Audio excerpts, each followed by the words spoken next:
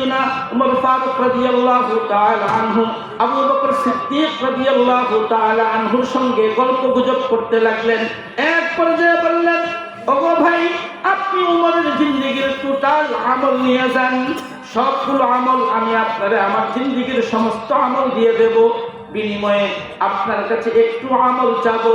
আবু বকর বলেন, আগে তুমি পরিষ্কার করে বলো, তারপর হ্যাঁ না জবাব দেব। এবার উমর আবার স্পষ্ট করে বললেন, আমি উমরের জিন্দেগীতে যত আমল করেছি সবগুলো আপনাদের দিয়ে দেই, বিনিময়ে হিজরতের রাতের যে কোনো এক রাতের আমল আমারে দিয়া দেন। কথাটা কি বুঝতে পারছেন? হিজরতের রাত কিন্তু একটা না, বরং এটা তো আমরা জানি গুহার ভিতরে তিনি 3 রাত 3 দিন ছিলেন, তার মানে দিনটা হিজরতের রাত। মক্কা থেকে মসজিদে নববী পর্যন্ত পৌঁছাইতে কমাস কম সর্বনিম্ন বিভিন্ন বর্ণনা দ্বারা 13 দিন সময় লাগছে, কোন কোন বর্ণনায় 15 দিন পর্যন্ত সময় লাগছে। এই 13 দিন 13 রাত সবটাই হলো হিজরতের রাত। কেউ কেউ মনে করে ভাই একটু আগে আসেন, একটু সামনে আগে আসেন, পিছনে লোক ভরে গেছে,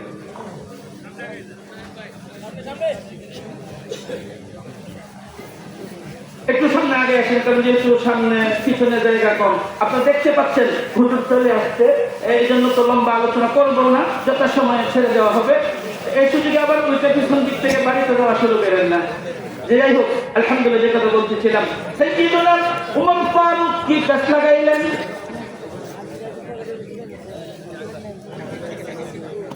এই মাইকল ভাই কই,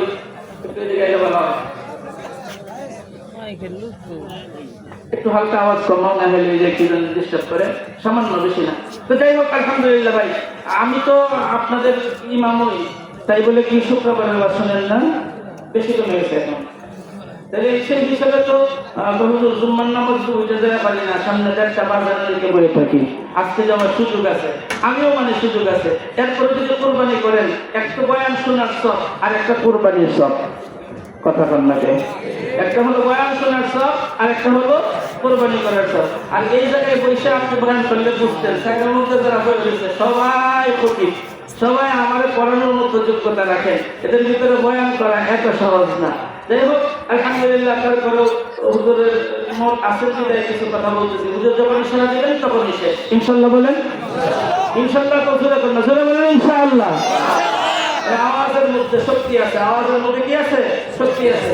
এই ব্যাপারে আমরা ভূমিকা নিয়ে আগে বুঝে দিচ্ছি। এই ঘটনা শুনেন, দেখেন, আমরা মনে করি কি আমরা মুসলমান তেমনি চলতেছি, এইভাবে মনে হয় কবরে গেলে আমাদের দিন পার হয়ে যাবে। না না না ভাই, এই কথাটা ভাববেন না। কবরে এইভাবে চলে গেলে উপায় থাকবে না। আরে কবরের মধ্যে তো নদীও আসবেন না, কবরের মাঝে তো ইমাম সাহেবও যাবেন না, কবরের মাঝে তো মুহতামিম সাহেবও আসবেন না, কবরের মাঝে তো মুফতি সাহেবও আসবেন না। সহযোগিতা করলে কিয়ামতের ময়দানে করতে পারেন, কবরের মাঝে তো আসবেন না। কথা যেগুলো বলছি দলিল নিয়েই বলছি, আপনি একটু চিন্তা করে দেখেন না, মুফতি সাহেব হুজুর কাউকে সুপারিশ করবেন না কিয়ামতের ময়দানে? যার বিশ্বাস আছে সে তো এই কথা বলবে, আমার বিশ্বাস আছে উনি অবশ্যই কিয়ামতের ময়দানে সুপারিশ করবেন, যদি উনি হাতে সার্টিফিকেট পাওয়া যান।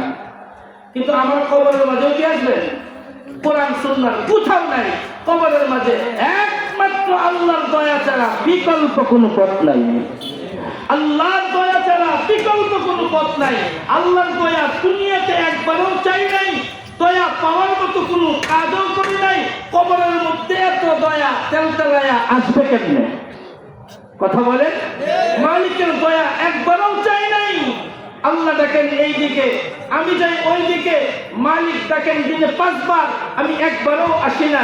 মালিকের দয়া যেন আমার দরকার নাই, এমন একটা ভাবসাব। এইভাবে কবর দেশে গেলে হয় না, এইভাবে কবর দেশে গেলে হয় না।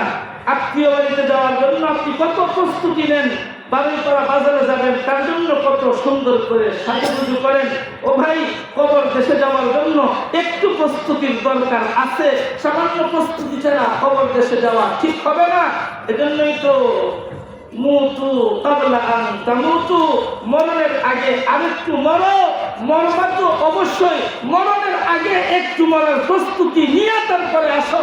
খালি হাতে গেলে কবর দেশে রহমত পাওয়া যাবে না, দয়া পাওয়া যাবে না, সুপারিশ তো কবর জগতে নাই। নবীজি যদি আসতেন একটা ব্যবস্থা হইতো। কথা বলেন ভাই? হয়তো উম্মতকে দেখে মায়া লাগতো, বলতো আল্লাহ আমার উম্মত ছেড়ে দাও। মুফতি সাহেব যদি বলতেন আমার এলাকার মানুষ আমার এলাকায় থাকতো, আল্লাহ একটি ব্যবস্থা করে দাও, তাও না একটা ব্যবস্থা হইতো। কবরে যে লক্ষ লক্ষ বছর থাকা লাগবে, এখানে কে আসবে? কবর জগতের পুঁজি তো আমাকে নিয়ে যেতে হবে। কবর জগতে ধরা খাইলে সিরাতে ধরা খাওয়া লাগবে, মিজানে ধরা খাওয়া লাগবে। সিরাত বলতে সিরাত, কবর জগতের মধ্যে ধরা খাইলে সামনের ঘাটিগুলোতেও ধরা খেতে হবে।